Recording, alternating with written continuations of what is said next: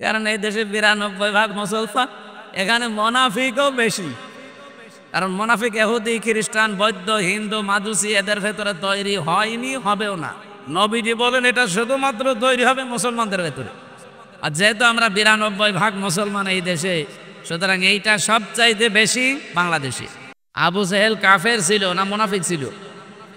বলেন বলেন। ফেরাউন কাফের ছিল না মুনাফিক ছিল? কাফের। আবু জেহেল, ফেরাউন জাহান্নামে যেখানে থাকবে তার চাইতেও নিচে থাকবে মুনাফিকরা। আর এটা তৈরি হয় শুধুমাত্র মুসলমানদের ভেতরে। এখন যদি আপনারা জিজ্ঞাসা করে কেউ যে আমি ইহুদি দেখতে চাই, কোথায় গেলে ইহুদি পাওয়া যায়, কেমন দেখতে ওদের? ইহুদিদের দেখতে কি আমাদের মতোই নাকি? আমাদের মতোই, কিন্তু ওদের দাড়ি গোঁফ সমান সমান। আমি দেখেছি বাইরের রাষ্ট্রগুলোতে ইহুদিদের সাথে দেখা হলে ওরা দাড়ি গোঁফ কাটে খুব কম, আর যেগুলো ক্লিন শেভ ওগুলো আলাদা। একটু ধর্মীয় লাইনে ওদের ভেতরে যারা আছে এগুলো কাটতে চাই, আল্লাহ রাস্তায় সব ছেড়ে দিয়ে দিচ্ছে। এখন আপনাকে ইহুদি দেখাতে হলে ইসরায়েলে পাঠানো লাগবে, ইহুদি খালি পাবেন, শুধু ইহুদি আছে। যদি বলে আমি খ্রিস্টান দেখবো, আপনি আমেরিকায় যাবেন খ্রিস্টান পাবেন। বৌদ্ধ দেখবো, জাপানে যান বৌদ্ধ পাবেন শুধু। মায়ানমারে যান বৌদ্ধ পাবে। আমি হিন্দু দেখবো, পাশের রাষ্ট্রে গেলেই হিন্দু দেখা যাবে, দেখা যাবে না? আমি যদি এই লোকটা বলে যে সবার নিচে থাকবে মুনাফিক, আমি মুনাফিক দেখবো, কোন দেশে পাঠাবে? বাংলাদেশ। কারণ এই দেশে ৯২% মুসলমান, এখানে মুনাফিকও বেশি। কারণ মুনাফিক ইহুদি, খ্রিস্টান, বৌদ্ধ, হিন্দু, মাজুসি এদের ভেতরে তৈরি হয়নি, হবেও না। নবীজি বলেন এটা শুধুমাত্র তৈরি হবে মুসলমানদের ভেতরে। আর যেহেতু আমরা ৯২% মুসলমান এই দেশে, সুতরাং এইটা সবচাইতে বেশি বাংলাদেশি। পবিত্র জমার দিন আজানের সাথে সাথে আল্লাহর ঘর মসজিদে আমরা নামাজের উদ্দেশ্যে আসতে পেরেছি, সে সুযোগ আল্লাহ করে দিলেন আমাদের। খুশি হচ্ছি, আমরা শুকরিয়া আদায় করছি, আলহামদুলিল্লাহ। নবীজি বলেন পরপর ৩টা জমার নামাজ যদি কেউ ইচ্ছা করে ত্যাগ করে, ওর নাম মুনাফিকের খাতায় লেখা হয়ে যায়। আমরা এখানে যারা আছি অন্তত ৩ সপ্তাহ ৩ জমার নামাজ একাধারে আমাদের হয়তো নষ্ট হয়নি। যাদের নষ্ট হচ্ছে তারা সতর্ক থাকবে। মুনাফিক এ শব্দটা শুনলে নিজেদের কাছে যেমন লাগছে, আল্লাহর কাছে আরো খারাপ লাগে। ইন্নাল মুনাফিকিনা ফি দারকিল আসফালি মিনাজ নার ওয়ালান তাজিদ লাহুম নাসীরা। অবশ্যই মুনাফিকরা জাহান্নামে যাবে, কিন্তু ওরা একেবারে নিচে থাকবে, আর তাদের সাহায্যের জন্য কেউ আসবে না। আমরা এই আয়াত থেকে যেটা জানলাম, আসফালা শব্দের ব্যাখ্যা পড়েছি, এর চাইতে নিচে আর কেউ থাকবে না। কোরআনে কারিমে সূরা নিসার ভেতরে আছে ইন্নাল্লাহা জামিউল মুনাফিকিনা ওয়াল কাফিরিনা ফি জাহান্নামা জামিআ। অবশ্যই জাহান্নামে একত্রিত করা হবে মুনাফিক এবং কাফেরদের। আমরা এই আয়াত থেকেও একটা প্রমাণ পেলাম যে জাহান্নামে মুনাফিক আর কাফের থাকবে, কিন্তু মুনাফিক থাকবে আগে, এর উপরে থাকবে কাফেররা।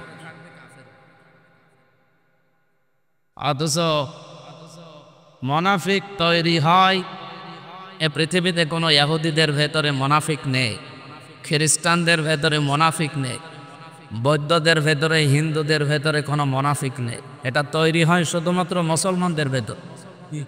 আর বাংলাদেশে আমার মনে হয় ইসলাম না আসার পেছনে কারণ, কায়েম না থাকার পেছনে কারণ এই মুনাফিক মুসলমানগুলো দায়ী। এই জন্য সতর্ক করছে, এটা রেকর্ড হচ্ছে তো। এটা শুধু এই বাংলাদেশের কুষ্টিয়া জেলার সদর উপজেলা না, এটা সদর থানা, এই দহগোলা এই জায়গায় থাকছে না, এটা চলে যাচ্ছে তামাম পৃথিবীতে। বিশেষ করে বাংলাদেশের যেখান থেকে এটা এখন দেখছে এবং আগামীতে শুনবে তাদেরকে বলছি, আপনি মুনাফিক হবেন না। এটা এত বড় নিকৃষ্ট, আল্লাহর কাছে কোরআনে কারিমে মুনাফিকদের নাম ধরে ধরে আল্লাহ বহু আয়াত নাযিল করেছে। কাফেরদের ব্যাপারে যেমন কড়া কথা আল্লাহ দিয়েছেন, তার চাইতে আমার মনে হয় 100 গুণ বেশি কঠিনভাবে বক্তব্য দিয়েছেন মুনাফিকদের। ইস্তাগফির লাহুম আও লা তাস্তাগফির লাহুম ইন তাস্তাগফির লাহুম ৭০ মাররাতান ফালা ইয়াগফিরাল্লাহু লাহুম। সূরা তাওবার ৮০ নম্বর আয়াতে এসেছে, হে নবী আপনি যদি এদের জন্য আল্লাহর কাছে ইস্তেগফার করেন, ক্ষমা চান আর ক্ষমা নাই চান, এদের জন্য সমান হবে। যদিও আয়াতটা নাজিল হয়েছিল আব্দুল্লাহ বিন ওবায়ের জন্য, কিন্তু এখানে হোম দিয়ে আল্লাহ তামাম পৃথিবীর সব মুনাফিককে উদ্দেশ্য করেছে। সুতরাং এইরকম লোক যদি দুনিয়াতে কেউ থাকে যারা আব্দুল্লাহ বিন ওবায়ের মতো নবীদের পেছনে নামাজ পড়ে, রোজা রাখে, ইফতারি করে, কাবা শরীফ তাওয়াফ করে, নবীজির মতো মাথা থেকে পা পর্যন্ত পোশাক আশাক সরাত সিরাত সব ঠিক ছিল, কিন্তু প্র্যাকটিক্যাল লাইফে শুধু রাজনৈতিক জীবনে নবীজিকেও মানত না। গোপনে ওর আদর্শ ছিল আবু জেহেল। বাংলাদেশে আজ বহু মুসলমান এরকম আছে, নামাজ রোজা কালেমা মাথার চুল থেকে পা পর্যন্ত নবীজির আদর্শ সবগুলো পাওয়া যায়, কিন্তু রাজনৈতিক জীবনে যেও আর তখন রসুলের আদর্শটা মানে না, তখন মানে অন্য কাউকে। এই জন্য আল্লাহ এখানে হোম দিয়েছে। সুতরাং আমরাও যদি এই হোমের ভেতরে পড়ে যাই, আমরা এখনই সংশোধন হব, কারণ এখনও তাওবার দরজা বন্ধ হয়ে যায়নি। যদি একবার বন্ধ হয়ে যায়, আপনার মৃত্যুর গড়গড়ানি শুরু হয়ে যায়, তখন আর তাওবা করলেও কবুল হবে না। এক্ষুনি সময় আমাদের মুনাফিকের কোনো জার, কোনো রোগ যদি আমাদের ভেতরে এসে যায়, আমরা এই মুহূর্তে এই রোগ মুক্ত হওয়ার চেষ্টা চালাচ্ছি এবং চালাবি ইনশাআল্লাহ। আল্লাহ যদি এখানে আপনি একবারে আব্দুল্লাহ বিন ওবায়ের নামটা দিয়ে দিতেন, তাহলে আয়াত পড়তাম। যেহেতু হোম দিয়েছেন, এই জন্য আমরা ঝামেলা আছি। আর মুনাফিক যেহেতু ইহুদি খ্রিস্টান বৌদ্ধ হিন্দু এদের ভেতরে তৈরি হয় না, শুধু তৈরি হয় মুসলমানদের ভেতরে, এই জন্য আমরা আরও বিপদে আছি। কারণ ৯২% মুসলমান আমরা এই দেশে, এগুলো থাকলে আমাদের ভেতরে থাকবে। এই জন্য হিন্দুদের কোনো চিন্তা নেই, কারণ তারা একবারে ডাইরেক্ট কাফে। খ্রিস্টানদের চিন্তা নেই, কারণ ওরা ডাইরেক্ট কাফে। ইহুদিদেরও চিন্তা নেই, ওরা ডাইরেক্ট কাফে। বৌদ্ধদেরও চিন্তা নেই, ওরাও ডাইরেক্ট কাফে। আমরা যেন অন্তত মুসলমান দাবি করি, আমাদের ইমানের ভেতরে মুনাফিকের জার প্রবেশ করার সম্ভাবনা সবচাইতে বেশি। খলিফাতুল মুসলিমিন হযরত ওমর রাদিয়াল্লাহু তাআলা আনহু মাঝে মাঝে হুযায়ফা তুবলুন ইয়ামিন রাদিয়াল্লাহু তাআলা আনহু, এখানে সিররুন নবী বলা হয় তাকে, তিনি নবীজির গোপন সংবাদগুলো জানতেন। বিশ্বনবীর এই সাহাবীকে মাঝে মাঝে ডাক দিয়ে বলতেন, হুযায়ফা, নবীজি ইন্তেকালের আগে তোমার কাছে মুনাফিকের একটা লিস্ট দিয়েছিল, দেখো তো ওই লিস্টের ভেতরে আমার নামটা আছে কিনা। হযরত হুযায়ফাকে দেখে ফেললেন, ডাক দিয়ে বলেন, আপনি কি বলেন? আপনি এখন খলিফাতুল মুসলিমিন, এ পৃথিবীতে যে ১০ জন মানুষকে জান্নাতের গ্যারান্টি নবীজি নিজে দিয়েছেন, তার ভেতরে আপনিও একজন। নবীজি জানিয়েছেন আকাশের তারকার চাইতে আপনার জীবনে নেকির কাজ বেশি। বিশ্বনবী একথাও জানিয়েছেন, আনা খাতামুন নাবিয়্যিন আলা নাবিয়্যা বাদি লাকানা ওমর, পৃথিবীতে আর নবী আসবেন, আমি শেষ। যদি আল্লাহ নবী কাউকে পাঠায় তো ওমর আল্লাহর নবী হয়ে থাকে। তার মানে নবী হবার সব যোগ্যতা গুণাগুণ আল্লাহ হযরত ওমরকে দিয়েছিলেন। তা আপনি এই মানার নাম আছে, একটা কথা হলো। হযরত ওমর বলেন, হুযায়ফা, পৃথিবীতে নবীরা ছাড়া কেউ ইমানের দিক থেকে নিরাপদ না। আমি তো আর নবী না, আমার ইমানও নিরাপদ না। যে কোনো সময় আমরা মরণের আগে শয়তানের ধোঁকায় বেঈমান হয়ে যেতে পারি। অনেক সাহাবী দাবি করার পরেও তারা মরণের আগে শয়তানের ধোঁকায় বেঈমান হয়ে গিয়েছে, না যায়নি? আর আমরা তো আরো নিচের মানুষ। এই মানের মানুষ যদি চিন্তা ভাবনা করে, আপনি কি কি চিন্তা করেন? আপনি শয়তান যার কাছে আসতে ভয় পেত, এত ভয় পেত যে 40 আসতো না। জীবনে এত নেকির কাজে আনদান দিয়েছিল, ভালো ভালো কাজে। আকাশের তারকা হয়তো কেউ গণনা করে শেষ করে ফেলতে পারা। হযরত ওমর 26 বছর বয়সে মুসলমান হয়েছিলেন, কয়েক বছর দুনিয়ায় বেঁচে ছিলেন। এই অল্প সময়ে তিনি এত বেশি কাজের আঞ্জাম দিয়েছিলেন, ভালো ভালো কাজে। ভালো কাজ মানে আমরা অনেকে ভালো কাজ বলতে শুধু নামাজ পড়া, রোজা রাখা, জিকির করা, দাড়ি রাখা, এটা ভালো কাজ মনে করি। কিন্তু হযরত ওমররা ভালো কাজ মনে করতেন মানবতার কল্যাণে আমার জীবন কতটুকু ব্যয় হয়। এমনকি রাষ্ট্রপ্রধান হওয়ার পরেও রাতের বেলা তিনি কমপক্ষে 3টা ভালো কাজ না করে ঘুমাতেন না রাতে। আর দিনেরটা তো বাদই দিলাম, যে রাতে একেবারেই কোনো কাজ করেননি সেই রাতের একটা কাজ ওনার পড়া জীবনী পড়বেন। লাকাদ কানা ফি কাসাসিহিম ইবরাতুল লিউলিল আলবাব বা আবসার, তোমরা যারা জ্ঞানী চক্ষুষ্মান তাদের জন্য আমার নবীর সাহাবীদের ভেতরে তাদের জীবন আদর্শের ভেতরে অনেক শিক্ষা আছে। আমি এই ঘটনা পড়ার পরে একটা শিক্ষা পেয়েছি, বাংলাদেশে এখন 1628 জন মানুষ মেন দায়িত্বে আছে, আর আশেপাশে সব মিলে প্রায় 32,000 মানুষের উপরে হবে।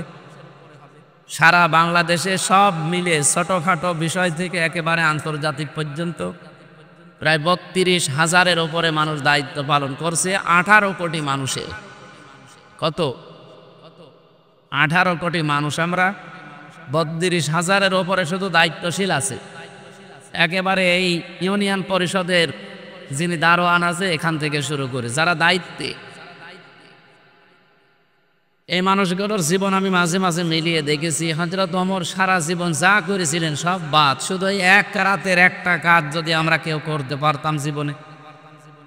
মানে রাতে সফর করছিলেন, হঠাৎ দেখলেন একটা বাড়ি থেকে একটা লোক বের হয় আবার প্রবেশ করে, উনি যে হাত চেপে ধরতে, লোকটাকে জিজ্ঞাসা করলেন বারবার বাড়িতে প্রবেশ করো আবার বের হও, কে তুমি? লোকটা বলে পথিক, আমি এ বাড়ির মালিক, আপনি কে? উনি বললেন ঠিক আছে, পরিচয় তো এখন দেওয়া যাচ্ছে না। বললেন আপনি বারবার বের হচ্ছেন আর বারবার প্রবেশ করছেন, এই জন্যই তো আপনারা আমি জিজ্ঞেস করলাম। লোকটা বলে পথিক, আমি যে বিপদে আছি, দুনিয়া এরকম বিপদে কেউ পড়িয়েছে বলে আমার মনে হয়। আমার স্ত্রী সন্তান সম্ভবা, এখনই তার সন্তান হবে, কিন্তু এ বিষয়ে আমি একেবারে অনভিজ্ঞ, কিচ্ছু জানি না, অথচ বাড়ির ভেতরে আর কোনো মেয়ে লোকও আমার নেই। উনি কান্নাকাটি করছে, তার এই দৃশ্য দেখে আমি বারবার প্রবেশ করি আর বের হই। হযরত ওমর, যদি কিনতে চাও তো আমার সাথে দৌড়াও। উনি চিন্তা করলেন জান্নাতও বিক্রি হয় দুনিয়ায়, স্ত্রী যদি সত্যি জান্নাত নিতে চাও তো কিছু তেল নাও, কিছু কাপড় চোপড় নাও, খাবার দাবার নাও, জান্নাত কিনতে এগুলো লাগবে কেন? হ্যাঁ দরকার আছে নাও, বোঝা যাবে শেষে। নিয়ে গেলেন সাথে বাড়ির ভেতরে, নিজের স্ত্রীকে প্রবেশ করিয়ে ওই লোকটাকে নিয়ে বাইরে দাঁড়িয়ে আছে। ভেতর থেকে আওয়াজ এলো, খলিফাতুল মুসলিমিন, আপনার বন্ধুকে সুসংবাদ দেন, তার একটা পুত্র সন্তান হয়েছে, ছেলেটাও ভালো আছে, মাও ভালো আছে। হযরত ওমর বলেন আলহামদুলিল্লাহ। যে লোকটার সন্তান সে বলছে ইন্না লিল্লাহ। উনি বললেন আপনার ছেলে আপনারই পড়া দরকার আলহামদুলিল্লাহ, আর আপনি ইন্না লিল্লাহ পড়েন কেন? লোকটা হাত চেপে ধরে বলে খলিফা, আমি টের পাইনি যে আপনি আসলেই খলিফা, রাতের বেলা তো বুঝতে পারি না, দয়া করে আমারে মাফ করে দেন। হযরত ওমর ওই দিন বলেছিলেন আপনি যে বিপদে আছেন, বিপদে তো আপনার দেখা দেখি আমি এসেছি, আপনার এই বিপদে দেখার আগেই আমি এসে খোঁজ নিতে পারি নাই, এটা না আমার আসামি করবেন না। লোকটা বাড়ি থেকে বের হয়ে কিছু টাকা বা দেরহাম হযরত ওমরের হাতে দিয়ে বললেন রাতের বেলা আপনি যে মেয়ে লোকটা নিয়ে এসেছিলেন, এই নার্সকে, এই সেবিকাকে বা এই ধাত্রীকে আপনি দিয়ে দেবেন। হযরত ওমর বললেন টাকা দেওয়া লাগবে। রাতের বেলা আপনার স্ত্রীর খেদমত করার জন্য যে মেয়ে লোকটা নিয়ে এসেছি ওটা পেশাদার নার্স না, ওটা সেবিকা না, ওটা কোনো ধাত্রীও না, ওটা আমার নিজের স্ত্রী, ও টাকা নেবে না, আপনার টাকা আপনি রেখে দেন। বাংলাদেশে কোনো মেম্বার, চেয়ারম্যান, উপজেলা চেয়ারম্যান, মেয়র, এমপি, মন্ত্রী তো বাদই দিলাম, এরকম পর্যায়েও কেউ এই চরিত্র আজও দেখাতে পেরেছে? এই মানের মানুষ ছিলেন হযরত ওমর। তিনি ভালো কাজ বলতে এইটা বুঝতেন যে নিজের স্ত্রী প্রেসিডেন্ট, তিনি নিজের স্ত্রীকে দিয়ে একটা গরিব মানুষের স্ত্রীর ধাত্রীর কাজ পর্যন্ত করিয়েছেন, সেবিকা, নার্সে। এই ভালো কাজের কারণে আল্লাহ তার মর্যাদা এত বাড়িয়েছেন, আকাশের তারকা হয়তো আপনি গণনা করে একদিন শেষ করে ফেলবে, কিন্তু ওনার এই সমস্ত কাজের জন্য আল্লাহ যত নেকি দিয়েছে কিয়ামত পর্যন্ত ওনার নেকি গণে কেউ শেষ করতে পারবে। ভালো কাজ কোনটা আমি হালকা টাচ দিলাম, বোঝা গেছে? শুধুমাত্র নামাজ পড়া, রোজা রাখা, টুপি মাথায় দেওয়া কি ভালো কাজ? ওনাদের দৃষ্টিতে সাহাবা একরা যারা জান্নাতের গ্যারান্টি পেয়েছে তাদের দৃষ্টিতে ভালো কাজ ছিল এইগুলো। আজ বাংলাদেশে সবাই যদি আমরা ভালো কাজকে এইভাবে গ্রহণ করতে পারতাম, এই দেশে কেউ না খেয়ে থাকার মতো, কেউ অভাবে থাকার মতো। আমরা ভালো কাজই বুঝি না। সম্মানিত মুসল্লি ইকরাম, এই মানের মানুষ যদি চিন্তা করে যে আমার নাম আবার মুনাফিকের লিস্টে আছে নাকি, আমাদের কি চিন্তা ভাবনা করার কোনো দরকার নেই।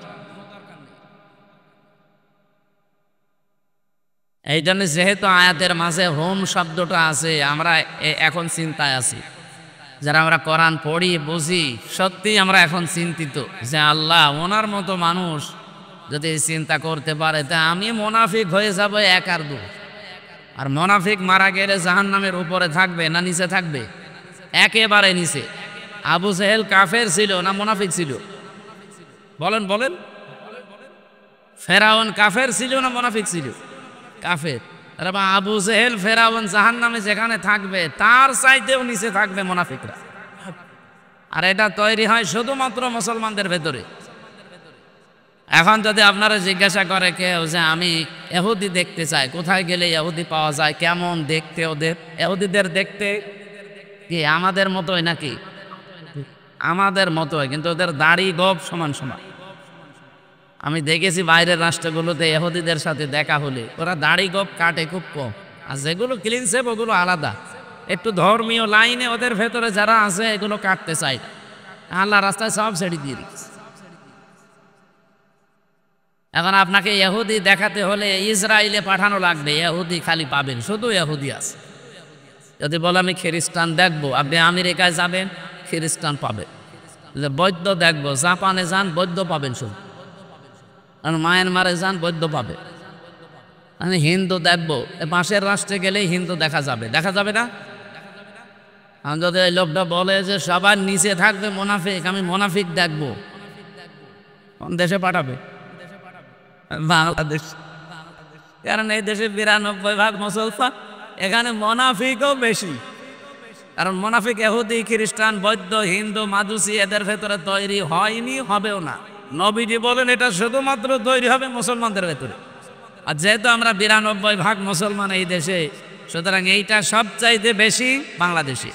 বলেন কত দেশের ছেলে মেয়েরা সেখানে আছে, কত জাতির লোক, কিন্তু শুধুমাত্র নিরাপদ নয় জিনিসটা কাদের কাছে? আমাদের জন্য। সাবেঈনা মাররাতান ফালাই ইয়াগফিরাল্লাহু লাহুম, এই হোম মানে আমরা সবাই। আপনি যদি এই মুনাফিকদের জন্য ৭০ বার ক্ষমা চান, আল্লাহ মাফ করবে না। এই লোকটার জন্য যখন আয়াতটা নাজিল হয়, আব্দুল্লাহ বিন উবাই, নবীজি ওর জানাজা পর্যন্ত দাঁড়িয়েছিলেন। জানাজার নামাজ পড়ানোর জন্য তিনি দাঁড়িয়েছেন কাতার সোজা করে। ২২ জন সাহাবী সবাই দাঁড়িয়েছে, শুধু একজন বসেছিল হযরত ওমর, বলছে না আমি জানাজা পড়ব। ২২ জন দাঁড়িয়েছে সাহাবায়ে কেরাম, নবীজি নিজে ইমাম। সঙ্গে সঙ্গে জিবরাইল আলাইহিস সালাম মনে করলেন নবীজি তো নামাজ আরম্ভ করে দেবে। আর এই যে জানাজার নামাজ মানে কি? দোয়া করা। বলেন বলেন। জানাজার নামাজ মানে আমি লোকটার জন্য দোয়া করছি, সাক্ষী দিচ্ছি যে বিসমিল্লাহি ওয়া আলা মিল্লাতি রাসূলিল্লাহ, এ আল্লাহর নামে রসুলের দলে ছিল, আমি এ দিয়ে গেলাম। এই কথা তো নবীজি এখন বলবে, মিথ্যা কথা বলবে কি করে? সঙ্গে সঙ্গে এই যে সাবেঈনা মাররাতান পর্যন্ত ছিল, এর পরের অংশটুকু এই সময় নাজিল হয়, ফালাই ইয়াগফিরাল্লাহু লাহুম। ইয়াগফির এটা মোজারে, বর্তমান ভবিষ্যৎ, প্রেজেন্ট ফিউচার। এর আগে লান এসেছে, এর আগে ফা এসেছে। আরবি গ্রামার অনুযায়ী যদি মোজারের আগে বর্তমান ভবিষ্যৎ বাচক কোনো শব্দের আগে লান আসে, বাংলা অর্থ দাঁড়ায় কোশ্চিন কালেও হবে না। হে নবী, আপনি এর জন্য ৭০ বার দোয়া করার কথা আল্লাহ বললেন যে ৭০ বার করলেও কবুল হবে না।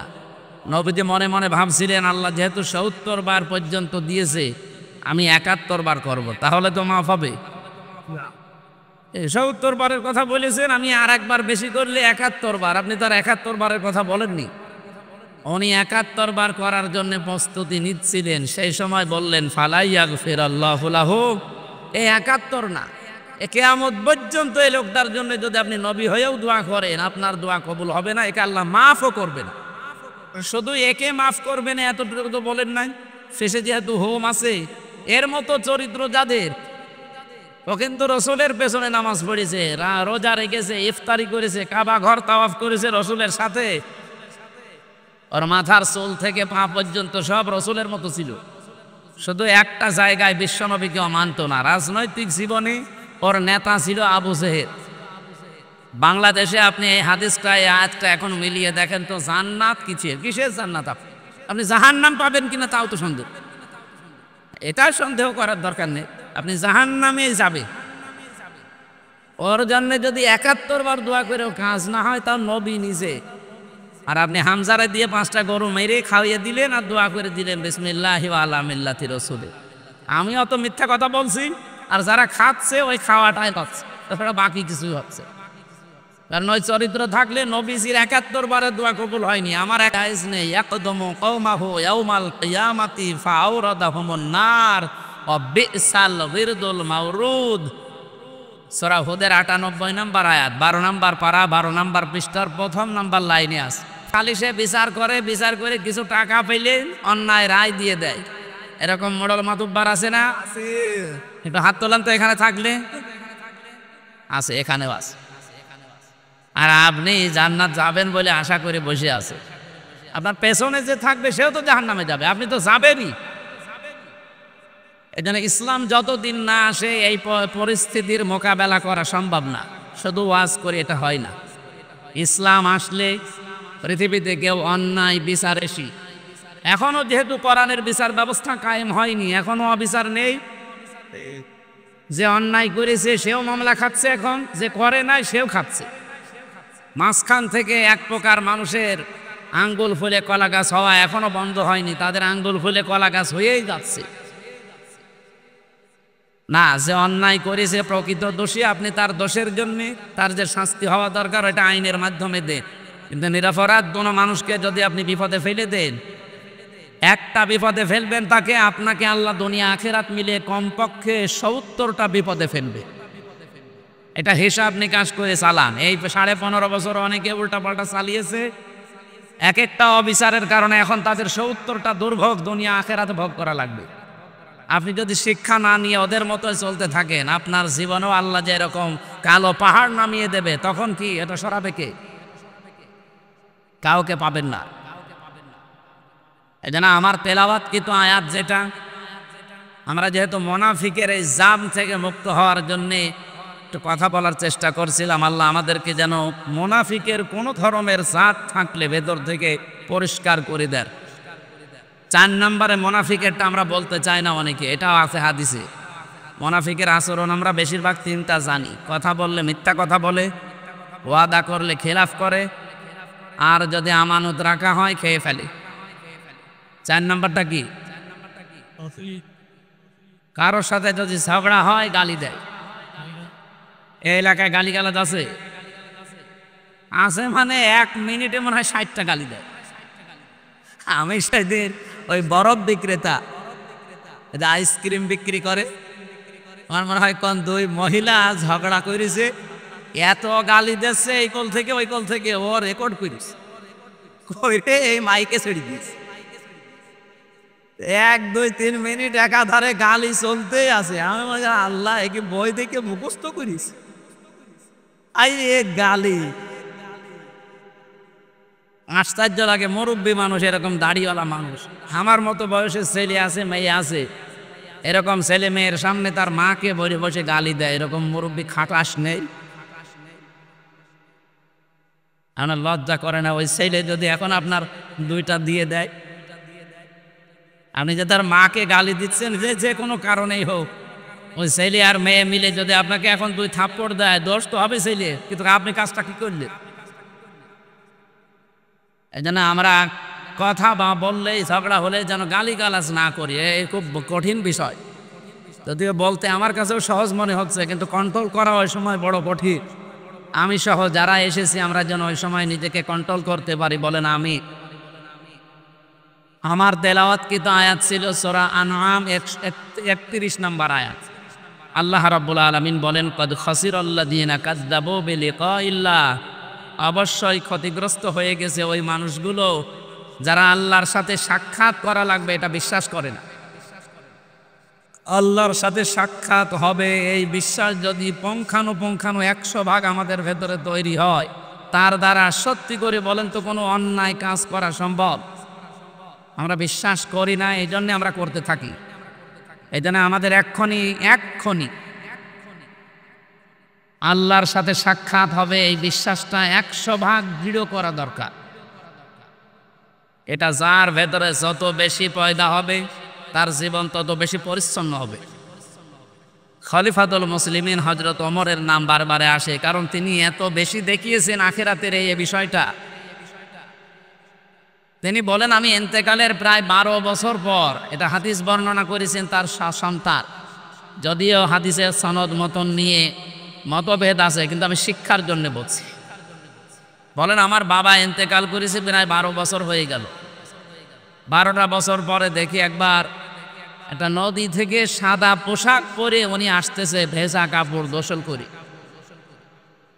আমি কথাবার্তারা জিজ্ঞাসা করলাম, বাবা যে আপনি এতদিন কোথায় ছিলেন? হযরত ওমর বলেন, দেখো আমি আজ 12 বছর দুনিয়ার জীবন ছেড়ে দিয়েছি, আমি আল্লাহর কাছে ছিলাম। এই 12 বছর শেষ পর্যন্ত মহান আল্লাহ আমাকে মাফ করে দিয়েছে।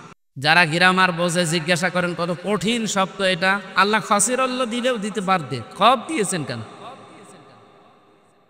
আল্লাহ রাব্বুল আলামিন বলেন, অবশ্যই ক্ষতিগ্রস্ত হয়ে গেছে ওই মানুষগুলোর জীবন যারা আল্লাহর সাথে সাক্ষাৎ হবে এটা পুরাপুরি বিশ্বাস করে না। হাত্তা ইযা জাআতুহুমুস সাআতু বাগতাতান, হঠাৎ করে যখন তাদের কাছে কিয়ামত চলে আসে। এখানে সাআতুন মানে কিয়ামতও হতে পারে, মরণও হতে পারে, দুইটা শব্দের অর্থই আছে। হঠাৎ করে যখন তাদের কাছে মরণ আসে, ক্বালু ইয়া হাসরাতানা আলা মা ফাররাতনা ফিহা, শব্দের দিকে খেয়াল করলে আমরা যেহেতু বাগতাতান পেয়েছি আয়াতের মাঝে, কিয়ামতও হঠাৎ করে আসবে, এমনকি মরণও মানুষের কাছে হঠাৎ করে আসবে। আমরা যে অনেকে বলি কিয়ামত 41 সালের পরে, না। আপনি বাজারে আছেন, আপনি ঘরের ভেতরে আছেন, কখন কিয়ামত সংঘটিত হয়ে যাবে চোখের পলক পড়তে যতক্ষণ সময় লাগে, আল্লাহ বলেন এতটুকুর ভেতরে আমি পৃথিবীতে কিয়ামত ঘটিয়ে দিতে পারি। কোরআন শরীফের সূরা নমলে আছে, এটা নাহাল সূরা নাহালের ভেতরে আছে। এটা আমার যতটুকু মনে আসতেছে 14 নম্বর পারা, 14 নম্বর পৃষ্ঠা, 12 নম্বর লাইনে আছে। এটা 77 নম্বর আয়াতে হবে। আল্লাহ বলেন, কিয়ামত যারা মনে করে অনেক দূরে বা কখন আসবে, আমি কিয়ামত ঘটাবো শুধু চোখের পলক পড়তে যতক্ষণ লাগে এতটুকু সময়ের ভেতরে। আর মরণটাও ঠিক মানুষের কাছে এতটুকু সময়ে আসে। তাহলে এখানে সাআতুনের অর্থ দুইটাই হয়, আর দুইটাই পারফেক্ট। একটা হয় কিয়ামত অথবা মরণ।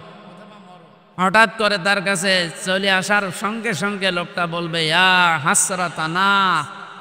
আল্লাহ যদি বলতেন কলা, সে বলবে না, কলু।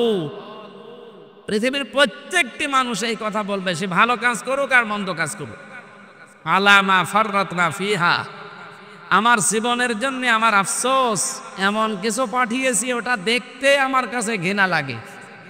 এই জন্যে আমার মনে হয় প্রকাশ্য পাপ ছেড়ে দেওয়ার চাইতে গোপন পাপ ছেড়ে দেওয়া অনেক ভালো। কথা বোঝা যায়নি? প্রকাশ্য যে পাপগুলো আছে এইটা ছেড়ে দেওয়ার আগে গোপন পাপ ছেড়ে দেওয়া, এটা আমাদের জন্য আরো বেশি দরকার। কারণ এটা হয়তো এখন জনসম্মুখে কিছু মনে হচ্ছে না। কিয়ামতের এই মরণের অথবা কিয়ামতের দিন মানুষ সবচাইতে বেশি অপমান বোধ করবে এই গোপন অপরাধের জন্য। আমি যে আয়াতটা বলতে চাচ্ছিলাম সেটা, আমা আমরুস সাআতি ইল্লা কালামিল বাসারি আও হুয়া আকরাব, চোখের পলক পড়তে যতক্ষণ লাগে এর চাইতেও নিকটবর্তী সময়ে তোর কাছে কিয়ামত চলে আসবে। ইন্নাল্লাহা আলা কুল্লি শাইইন কদির, সব বিষয়ের উপরে ক্ষমতার মালিককে। এই যে কিয়ামত যে চোখের পলকে ঘটিয়ে দিতে পারে, এটার ক্ষমতা আল্লাহর নেই? হঠাৎ যেহেতু আপনার কাছে মরণ চলে আসতে পারে, তো হঠাৎ করে কিয়ামতও আসতে পারে। এই জন্য হঠাৎ করে যখন কিয়ামত আসবে অথবা মরণ আসবে, কলু, তার প্রত্যেকে এ কথা বলবে, হাসরাতানা, আফসোস, আক্ষেপ, আলামা ফাররাতনা ফিহা, যা পাঠালাম দুনিয়ার জীবনে এটার জন্য এখন আমার আফসোস লাগে। আহম ইয়াহমিলুনা আওজারহুম আলা যুহুরিহিম, এই মানুষগুলো মরণের পর থেকেই তাদের পাপের বোঝাগুলো পিঠের উপরে বহন করতেই থাকবে, করতে থাকবে না, করতেই। শব্দের দিকে খেয়াল করে দেখেছেন, ইয়াহমিলুনা, এটা হামালা, ইয়াহমিলু মানে বহন করা। ঝার না দিয়ে আল্লাহ আওজার দিয়েছেন, ঝার মানে বোঝা, আওজার মানে বোঝা সমূহ। এই জন্যে এখান থেকে আমার ভয় হয়, আমার এই 33 বছর বয়সে আমি এখন মারা গেলাম, আমি মনে করেন 33 মন গোনা করেছিলাম এই 33 বছরে। মরণের পরে যদি 33 মন গোনা আমার মাথার উপরে চাপিয়ে দিত আল্লাহ, আমার বিচার শেষ। কিন্তু ইয়াহমিলুনা দিয়ে আবার আওজার দিয়েছেন, এই জায়গায় ঝামেলা আছে। ঝামেলা হচ্ছে, তাফসিরে মুফাসসিরিন ইকরাম লিখেছেন, ঝামেলা এই জায়গায় এটা, হয়তো আমি মরে গেলাম এই 33 বছর বয়সে 33 মন গোনা নিয়ে, কিন্তু আমি এমন এমন কাজ দুনিয়ায় রেখে গেলাম যে গোনা এখনো মরে যায়নি, ও জিন্দা আছে। আমি এমন একটা দল তৈরি করলাম, আমি মরে গেছি কিন্তু দল মরে নাই।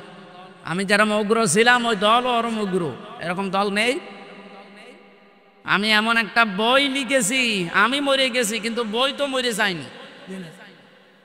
ওই বই পড়ে যত মানুষ খারাপ হবে, ওই বই পড়ে যত সিনেমা তৈরি হবে, নভেল নাটক বানাবে, যত মানুষের চরিত্র খারাপ হবে, সব গোনা আমার আমল নামায় যেতেই থাকবে একটা একটা করে।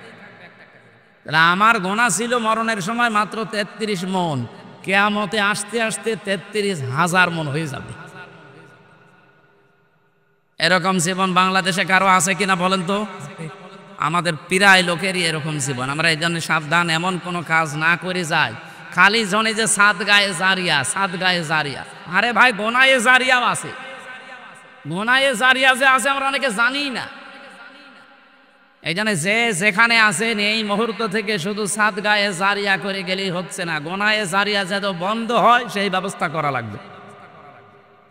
কিয়ামতের ময়দানে ফেরেশতারা তখন বলবে, আলা সামা ইয়াজিরুন, কত নিকৃষ্ট বোঝায় হামজা বহন করে নিয়ে যাচ্ছে, বলেন নাউজুবিল্লাহ।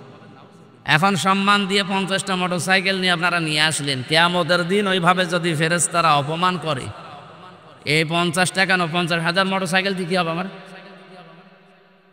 আমি এই পর্যন্ত তেলাওয়াত করেছিলাম, এরপরে যে কথাগুলো ছিল, আমাল হায়াতুদ দুনিয়া ইল্লা লাইবু ওয়া লাহবু ওয়া লাদ-দারুল আখিরাতু লিল্লাযিনা ইয়াত্তাকুন খায়রুল লিল্লাযিনা ইয়াত্তাকুন আফালা ইয়াত্তাকুন। আমরা আফালা তাকিলুন, আমরা মনে হয় আর সামনে যেতে পারছি না, এখন 22 বাজে, নামাজ এখনই শুরু করা লাগবে, আরও কাজ আছে। তো যতক্ষণ পড়েছিলাম হালকা কিছু ব্যাখ্যা বলেছি। আল্লাহ আয়াতের মূল শিক্ষা, আমরা সাত গায়ে জারিয়া শুধু মনে করে আনন্দে আছি, গোনায়ে জারিয়া যে আছে আমরা যেহেতু জানি না, গোনায়ে জারিয়াও আছে, ওইগুলো যেন আমরা বন্ধ করতে পারি। যতটুকু অপরাধ করে যাচ্ছি দুনিয়ার ময়দানে যেন মিটিয়ে একেবারে ফ্রেশ হয়ে আল্লাহর কাছে যেতে পারি, ওই রকম বুঝ আল্লাহ আমাদের সবাইকে দান করে। কেউ আর শুনে সবার বুঝ আসবে তা না, আবু জেহেলের যেমন আসে নাই আপনারও আসবে না যদি ওই রকম মন হয়। আর আবু বকরের মতো মন নেন, আপনার বুঝ একদিনে তৈরি হয়ে যাবে। আল্লাহ আমাদেরকে আবু জেহেল না বানিয়ে যেন আবু বকরের মতো মন দান করেন। বারাকাল্লাহু লানা ওয়া লাকুম ফিল কোরআনিল আযীম। সুন্নাত যদি না পড়ে থাকেন সুন্নাত পড়েন, এখন 23 বাজে।